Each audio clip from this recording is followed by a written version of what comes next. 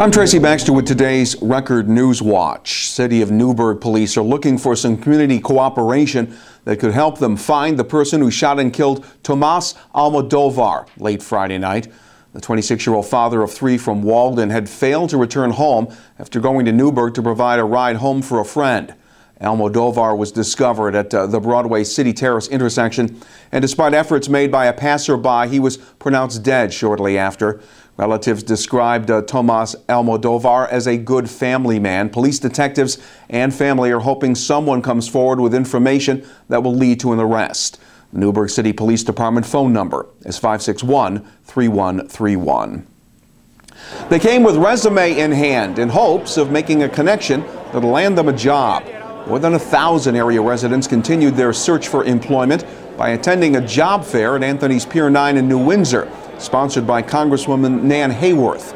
Among the job seekers, Kathleen Garrity of New Windsor, who was looking for a chance to break what has become a cycle of joblessness. I've been out of work 4 times in 6 years, and I'm trying to keep open-minded to knowing that there is a position that is going to keep me because of the job market. What's happened is I have lost jobs because I've been last in, and they let you go when you're last in, you're first out.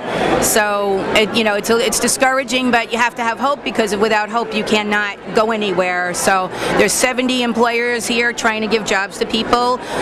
There's a lot of wonderful people here who are trying to help us. So if you don't come, you don't know, and you don't know how to get anywhere. So for me, it is all about putting one foot in front of the other and don't give up. Garrity and others say the job fair offers another advantage: personal contact with a potential employer that a normal job inquiry doesn't provide. The fair also included a series of job seeker seminars and resume critiquing. Police in Warwick have released the identity of the man who died in a fiery crash along Route 94 during the early morning hours on Sunday. 34-year-old Ian Sharp of Warwick was pronounced dead at the scene. Police say his car had veered off 94, slammed into a tree, and then burst into flames.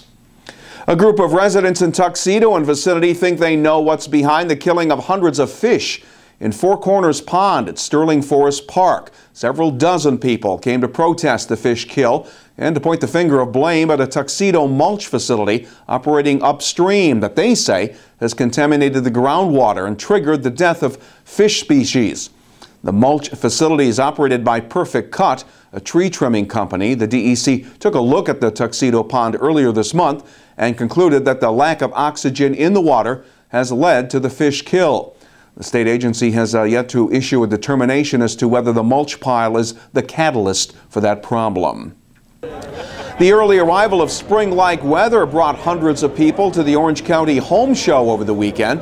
More than 100 area businesses set up shop at the SUNY Orange Middletown Phys Ed building to promote their products and services to those thinking of doing some home improvements.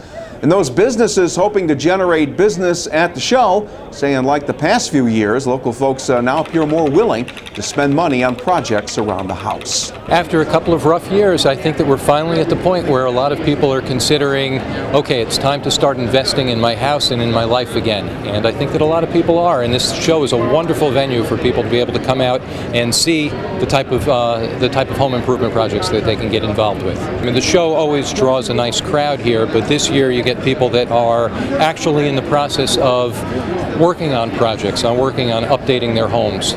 Many of the home show exhibitors were showing off energy-saving products that take advantage of changing technologies, and all of them hope the one-on-one contact with potential customers will translate into an economic boost. Local Democrat Assemblywoman Aileen Gunther is off and running again. Gunther officially kicked off her re-election campaign Sunday at the Eagle's Nest in Bloomingburg. For the last 8 years, I have worked with you. I have stood with you. Gunther was first elected in 2003 to serve out the unexpired term of her late husband, Jake.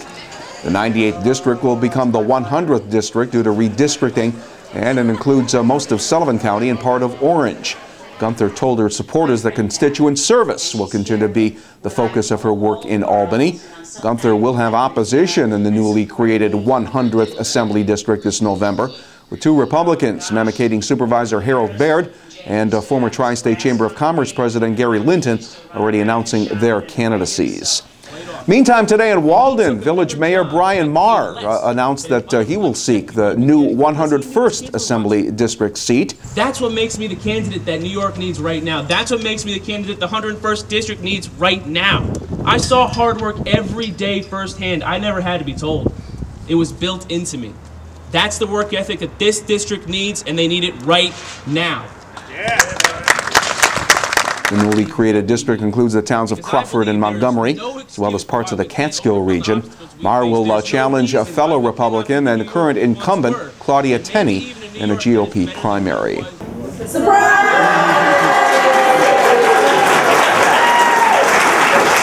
And he thought he would be handling an arraignment. At least that's what Montgomery Village Justice David Ropey was told when he showed up at Village Court Friday afternoon. What he found was a courtroom filled with family and friends who wanted to celebrate his 40th anniversary as a sitting Montgomery Village judge. My court clerk had told me it was going to be busy, so I just thought they were all here as defendants until obviously they welcomed me. I thought it was an awful busy court for this many people on a Friday afternoon. The ceremony included emotional thank yous from family members and awards from colleagues and local political leaders. We asked Judge Ropey what guiding principle he's followed through his 40 years of continuous service on the bench. It gets down to the one word, fairness. I think you have to have an obligation to fairness and not be prejudicial to either the prosecutor or the people or the defendant's counsel. So there's it sometimes tends to be a bias against the defendant's counsel, and I wanted to make sure that I didn't acquire any of those biases. And Judge Ropey, now age 75 and still going strong, says he has no immediate plans to retire. Today's sunshine made for great scenery amid the wind gusts at Millbrook Mountain near New Paltz. But we're headed towards a chilly night, and it'll continue to feel more like late March in the days ahead. Tuesday will be sunny but cool with temperatures in the upper 40s to around 50 degrees. Wednesday will be mostly cloudy with a chance of showers. The highs will top out in the mid-50s. You'll get breaking news throughout the day right here at Record Online and get a complete wrap-up of all the day's developments in tomorrow's Times Herald Record. For Record Newswatch, I'm Tracy Baxter.